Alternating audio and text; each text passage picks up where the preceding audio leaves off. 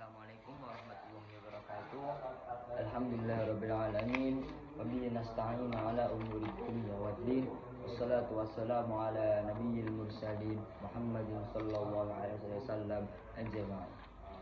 Yang kami hormati selaku Bapak Rektor Profesor Haris dan juga para dosen-dosen Universitas Hasyim Asy'ari, dan yang kami hormati Bapak selaku dosen pengampu filsafat Islam, Bapak Kiai Haji Hanifuddin yang saya hormati.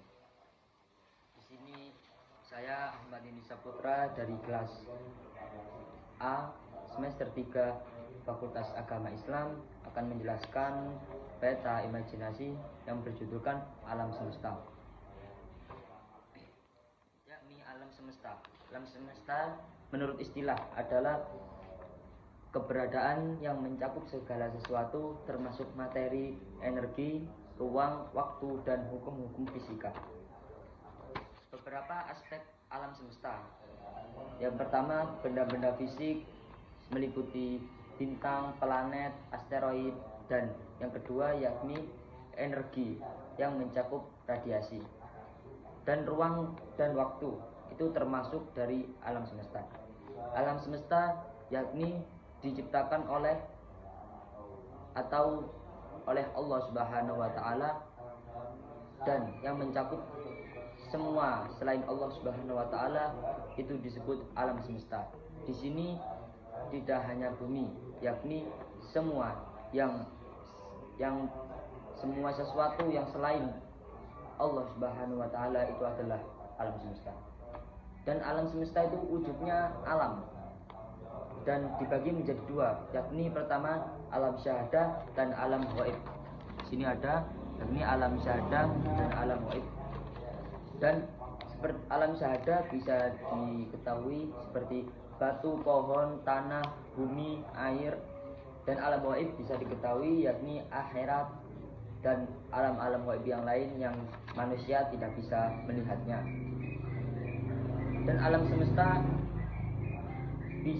fungsi alam semesta yakni menjadi pembuktian bahwa adanya Allah Subhanahu wa taala, dan yang kedua untuk menjadi kepentingan bagi manusia dan makhluk-makhluk lain. Yang ketiga, menjadi tempat tinggal bagi makhluk-makhluk yang tinggal di alam semesta.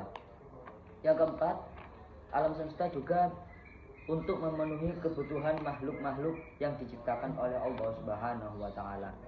Di sini alam semesta mencakup atau terkait dengan fungsi pendidikan. Yang pertama adalah seperti institusi pendidikan Islam. Ini termasuk menjadi dari fungsi pendidikan dalam konteks alam semesta. Yang ketiga, tempat proses pendidikan.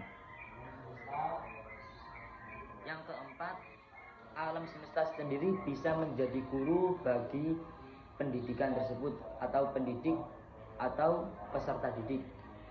Dan sumber pendidikan Islam, Allah menciptakan alam semesta tidak hanya dinikmati saja. Jadi untuk dipikir. Kalau di Al-Quran ada dalil yang mengungkapkan awalam metafakkaru, manusia disuruh untuk berpikir. Dan alam semesta bisa menjadi sumber pengamatan bagi manusia. Peran alam semesta atau peran manusia. Yang pertama sebagai khalifah, yang kedua sebagai hamba, yang ketiga beribadah.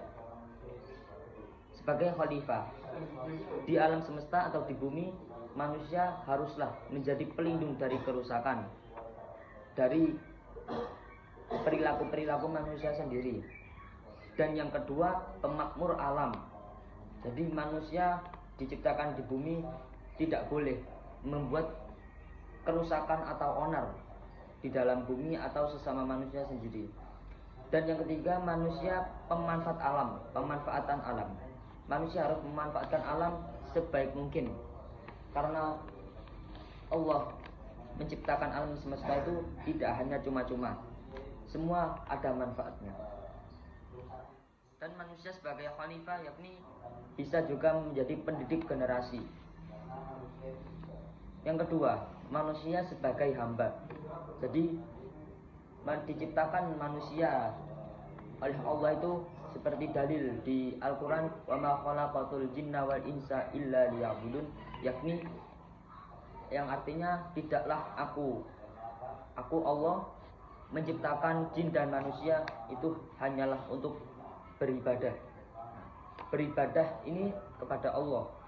Dan yang kedua, mengabdi bisa kepada Tuhan dan juga mengabdi kepada sesama manusia. Jadi manusia haruslah